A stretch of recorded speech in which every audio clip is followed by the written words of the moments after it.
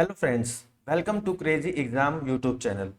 Friends, आज की इस वीडियो में हम डिस्कस करेंगे जनरल नॉलेज के मोस्ट इंपॉर्टेंट 25 क्वेश्चंस जो आपके लिए बहुत ज़्यादा इंपॉर्टेंट है। तो चलिए स्टार्ट करते हैं आज की इस वीडियो को। जो फर्स्ट क्वेश्चन है उसमें है वर्मी कंपोस्टिंग किससे की जाती है। मोस्ट इंपॉर्टेंट क्वेश्चन है साइंस का। तो इसका जो राइट आंसर है फ्रेंड्स वो है ऑप्शन नंबर सी, कर्मी से। इसका वर्मी कंपोस्टिंग में जब भी आए तो आपको ये चीज़ याद रखनी है, कर्मी से ही क्या की जाती है, वर्मी कंपोस्टिंग की जाती है। क्वेश्चन नंबर 2, निम्न में से कौन सा दर्रा पश्चिमी घाट पर्वतमाला में स्थित नहीं है। इसका जो राइट आंसर है फ्रेंड्स वो है ऑप्शन नंबर ए, पिपली घाट, जो कि पश्चिम घाट पर्वतमाला में मौजूद नहीं है। क्वेश्चन नंबर 3, स्वामी विवेकानंद का मूल नाम क्या था। इनका जो मूल नाम था फ्रेंड्स वो है ऑप्शन नंबर फर्स्ट, नरेंद्र नाथ दत्त। क्वेश्चन नंबर 4, भिलाई लौह इस्पात संयंत्र की स्थापना किस देश के सहयोग से की गई थी। इंपॉर्टेंट क्वेश्चन है दोस्तों। इसके ऑप्शन है ब्रिटेन, रूस, जर्मनी या संयुक्त राज्य अमेरिका। तो इसका जो राइट आंसर है फ्रेंड्स वो क्या है, रूस की सहायता से भिलाई लौह इस्पात संयंत्र की स्थापना की गई थी। क्वेश्चन नंबर 5, कौन सी अक्षांश रेखा भारत के मध्य से होकर गुजरती है। आपके ऑप्शन है विषुवत रेखा, कर्क रेखा, मकर रेखा या आकर्टिक रेखा। तो इसका जो राइट आंसर है फ्रेंड्स वो क्या है, ऑप्शन नंबर सेकंड, कर्क रेखा भारत के मध्य से होकर गुजरती है और 8 राज्यों से होकर ये गुजरती है। क्वेश्चन नंबर 6, तेलों के हाइड्रोजनीकरण में प्रयुक्त उत्प्रेरक कौन सा है। जो हाइड्रोजनेशन की जाती है उसके लिए कौन से कैटलिस्ट का यूज किया जाता है।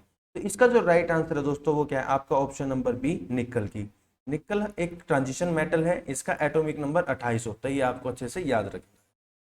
क्वेश्चन नंबर 7, निम्नलिखित में से किसने ऋषि आंदोलन चलाया था। ये भी मोस्ट इंपोर्टेंट क्वेश्चन फ्रेंड्स। इसके ऑप्शन हैं शेख नसीरुद्दीन, सेकंड है चैतन्य महाप्रभु, थर्ड है रामानंद और डी ऑप्शन है विठोबा। तो इसका जो राइट आंसर है फ्रेंड्स वो क्या है, ऑप्शन नंबर फर्स्ट, शेख नरूदीन। ठीक है। इसके बाद 8th क्वेश्चन है, आर्य शब्द का शाब्दिक अर्थ क्या है। ऑप्शन है वीर, सेकंड ऑप्शन श्रेष्ठ या कुलीन, थर्ड ऑप्शन विद्वान या फोर्थ ऑप्शन यज्ञकर्ता। तो इसका जो राइट आंसर है फ्रेंड्स वो क्या है, श्रेष्ठ या कुलीन। ये भी मोस्ट इंपोर्टेंट क्वेश्चन है क्योंकि कई बार ये एग्जाम के अंदर पूछा जा चुका है। क्वेश्चन नंबर 9, वैष्णव मत किस शासकों के संरक्षण में अपने चरमोत्तर पे पहुंचा था। आपके ऑप्शन है मौर्य, कुषाण, सुंग या गुप्त। इसका जो राइट आंसर है फ्रेंड्स वो क्या है, गुप्त वंश के। आपको ये चीज याद रखनी है। क्वेश्चन नंबर 10, ऋग्वेद के 10वें मंडल में किसका उल्लेख पहली बार किया गया है या मिलता है।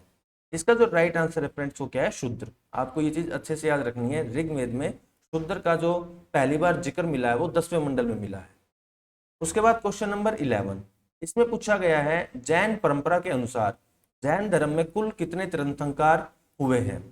आपके ऑप्शन है 25, 20, 24 या 23। तो इसका जो राइट आंसर है फ्रेंड्स वो क्या है, 24। आपको ये चीज याद रखनी है, ये इंपॉर्टेंट है, जैन जो कम्युनिटी है उससे रिलेटेड क्वेश्चन है। क्वेश्चन नंबर 12, बाबा रामचंद्र ने कहां पर किसानों को संगठित किया था। आपके जो ऑप्शन है वो है अवध में, बिहार में, बंगाल में या आंध्र प्रदेश में। इसका जो राइट आंसर है फ्रेंड्स वो क्या है, अवध में। बाबा रामचंद्र ने किसानों को अवध में संगठित किया था। क्वेश्चन नंबर 13, निम्न इतिहासकारों में से किसने अकबर को इस्लाम धर्म का शत्रु कहा है। आपके ऑप्शंस हैं इसके अंदर, अब्बास खां सरवानी ने, सेकंड है बदायूनी ने, थर्ड है अहमद खान ने, फोर्थ है मीर अलाउद्दौला कज़वीनी ने। तो इसका जो राइट आंसर है फ्रेंड्स वो है आपका ऑप्शन नंबर 2, बदायूनी ने। ठीक है, ये आपको अच्छे से याद रखना है। क्वेश्चन नंबर 14, इसमें है महरौली का स्तंभ लेख किस शासक से संबंधित है। इसके ऑप्शन है चंद्रगुप्त द्वितीय से, चंद्रगुप्त मौर्य से, अशोक से या समुद्रगुप्त से। तो इसका जो राइट आंसर है फ्रेंड्स वो क्या है, चंद्रगुप्त द्वितीय से। आपको ये याद रखना है, महरौली का जो स्तंभ लेख है वो किससे संबंधित है, चंद्रगुप्त द्वितीय से संबंधित है। क्वेश्चन नंबर 15, गुप्त काल के किस शासक को कविराज कहा गया है। इंपॉर्टेंट है। आपके ऑप्शन है श्रीगुप्त को, चंद्रगुप्त द्वितीय को, थर्ड है आपका समुद्रगुप्त को या आपके स्कंदगुप्त को। तो इसका जो राइट आंसर है फ्रेंड्स वो क्या है, आपका ऑप्शन नंबर सी, समुद्रगुप्त को गुप्त काल का कविराज कहा गया है। ये इंपॉर्टेंट क्वेश्चन है। क्वेश्चन नंबर 16, गुप्तकालीन सोने की मुद्रा को क्या कहा जाता था? आपके ऑप्शन है दिनार, कशापन, सी ऑप्शन है निश्क, या फोर्थ ऑप्शन है काकिनी। तो इसका जो राइट आंसर है फ्रेंड्स वो क्या है? दिनार। आपको ये चीज याद रखनी है कि जो गुप्त काल में सोने की मुद्रा थी उसको दिनार के नाम से पुकारा जाता था। ठीक है। क्वेश्चन नंबर 17, इसमें पूछा गया है पृथ्वी का सबसे भीतर वाला भाग क्रोड, जो कोर होती है, किससे बना होता है? आपके ऑप्शंस हैं तांबा और जस्ता, निकल और तांबा, थर्ड ऑप्शन लोहा और जस्ता, और फोर्थ आपका लोहा और निकल। तो इसका जो राइट आंसर है फ्रेंड्स वो आपका ऑप्शन नंबर डी, लोहा और निकल। लोहे का जो केमिकल सिंबल है वो Fe होता है और इसका जो एटॉमिक नंबर है वो 26 होता है। साथ में जो निकल है इसका एटॉमिक नंबर 28 होता है और सिंबल Ni होता है। ये आपको यहाँ से अच्छे से याद रखना है। तो हमारी जो अर्थ है उसके सेंटर में ये दो मेटल खासतौर पर पाई जाती है। क्वेश्चन नंबर 18, विंध्याचल और सतपुड़ा पहाड़ियों के बीच से होकर बहने वाली नदी का नाम क्या है? आपके ऑप्शन है नर्मदा, सिंधु नदी, कोसी या गोदावरी। तो इसका जो राइट आंसर है फ्रेंड्स वो क्या है? नर्मदा नदी। आपको ये चीज अच्छे से याद रखनी है। जो नर्मदा नदी है वो विंध्याचल और सतपुड़ा की जो पहाड़ियां उनके बीच से होकर बहती है। क्वेश्चन नंबर 19, भारत की प्रथम बहुउद्देशीय परियोजना किस नदी पर बनाई गई थी? आपके ऑप्शन है कावेरी नदी, सेकंड आपका ऑप्शन है गंडक नदी, थर्ड है दामोदर नदी, फोर्थ है यमुना नदी। तो इसका जो राइट आंसर है फ्रेंड्स वो क्या है? दामोदर नदी के ऊपर ये बनाई गई थी। क्वेश्चन नंबर 20, इसमें है भारत में प्रथम स्थापित परमाणु संयंत्र कौन सा है? आपके ऑप्शन है, इंपॉर्टेंट क्वेश्चन है देखिए दोस्तों क्योंकि पहली बार की बात पूछी गई है। तो तारापुर परमाणु संयंत्र, कैटेनोम परमाणु संयंत्र, कुंडनकुलम परमाणु संयंत्र या अन्य। तो इसका जो राइट आंसर है फ्रेंड्स वो क्या है? तारापुर परमाणु संयंत्र भारत का प्रथम परमाणु संयंत्र है। क्वेश्चन नंबर 21, आगरा शहर को किसने बसाया था? यह भी मोस्ट इंपोर्टेंट क्वेश्चन है अगर आप हिस्ट्री पढ़ते हैं तो। आपके ऑप्शन है सिकंदर लोदी ने, सेकंड है अकबर ने, थर्ड है बहलोल लोदी ने या शाहजहां ने।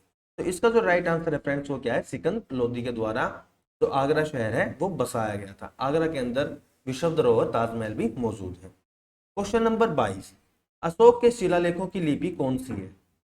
आपके ऑप्शन है गुरुमुखी जो कि पंजाबी की लिपि है, ब्राह्मी, देवनागरी हिंदी या संस्कृत की, हायरोग्लाइफिक्स। तो इसका जो राइट आंसर है फ्रेंड्स वो क्या है? आपका ऑप्शन नंबर बी, ब्राह्मी लिपि में अशोक के शिलालेख लिखे गए हैं। क्वेश्चन नंबर 23 बहुत ज्यादा इंपॉर्टेंट है, बहुत बार एग्जाम्स के अंदर पूछा गया है। बिहू निम्नलिखित में से किसका लोकप्रिय उत्सव है? आपके ऑप्शन है असम का, उड़ीसा का, बिहार का या बंगाल का। तो सब जानते हैं असम का। असम की कैपिटल का नाम दिसपुर है। क्वेश्चन नंबर 24, प्रथम गोलमेज सम्मेलन कहां पर हुआ था? आपके ऑप्शन है नई दिल्ली में, लंदन में, बंबई में या इनमें से कोई नहीं। तो इसका जो राइट आंसर है फ्रेंड्स वो क्या है? लंदन में। आपको बता देता हूँ टोटल 3 गोलमेज सम्मेलन हुए थे। तो जो पहला हुआ था वो लंदन में हुआ था। आज का लास्ट क्वेश्चन, किस राज्य की सीमा चीन से जुड़ी हुई है? आपके ऑप्शन है मणिपुर की, नागालैंड की, असम की या अरुणाचल प्रदेश की। तो इसका जो राइट आंसर है फ्रेंड्स वो क्या है? अरुणाचल प्रदेश। आपको ये अच्छे से याद रखना है। अरुणाचल प्रदेश की कैपिटल का नाम ईटानगर है और यही राज्य भारत का है जो चीन के साथ सीमा को साझा करता है। तो दोस्तों यह थे आज के मोस्ट इंपोर्टेंट जनरल नॉलेज के 25 क्वेश्चन। उम्मीद करता हूं आपको ये वीडियो पसंद आई होगी। अगर आप हमारे चैनल पर पहली बार विजिट कर रहे हैं तो इस चैनल को सब्सक्राइब कर दीजिए और बेल आइकन को प्रेस करना ना भूलिए। दोस्तों आपकी तैयारी और भी बेहतर करने के लिए हमने डिस्क्रिप्शन में क्विज़ के लिंक डाल रखे हैं, मतलब प्रश्नोत्तरी के लिंक डाल रखे हैं। अगर आप चाहें तो वहां से क्विज दे सकते हैं और अपनी जो नॉलेज है उसको और ज़्यादा बढ़ा सकते हैं। Thank you friends, thank you for watching. जय हिंद, जय भारत।